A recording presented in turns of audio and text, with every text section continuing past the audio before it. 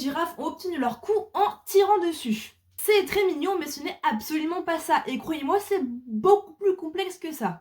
Il va falloir s'accrocher parce qu'on parle de génétique et d'évolution.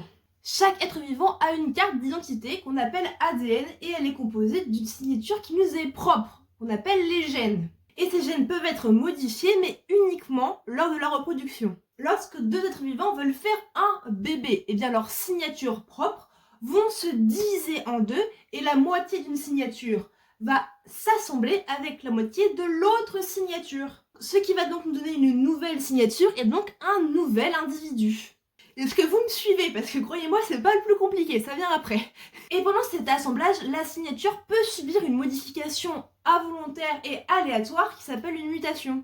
Et l'individu qui va posséder cette signature modifiée aura donc quelque chose de différent de tout le reste de sa famille. C'est ce qui s'est passé pour la girafe. À la base, c'était une antilope qui a subi une mutation génétique qui a fait que son cou s'est allongé légèrement. Et là maintenant, on va rentrer en jeu la théorie de l'évolution, donc on s'accroche encore un petit peu. Et cette petite antilope au cou allongé et toutes ses autres amies ayant subi la même mutation vont pouvoir se nourrir plus facilement en réussissant avec leur cou allongé à atteindre des feuilles beaucoup plus hautes. Les antilopes vont se reproduire et vont donc donner à leurs enfants leurs particularités. Il va donc y avoir de plus en plus d'antilopes au cou allongé et pendant ce temps, les antilopes au petit cou, elles diminuent parce qu'à leur hauteur, il y a beaucoup plus de concurrence pour la nourriture. Et ce schéma va se répéter plusieurs fois avec des coups toujours plus longs qui va donner la girafe. Wouh!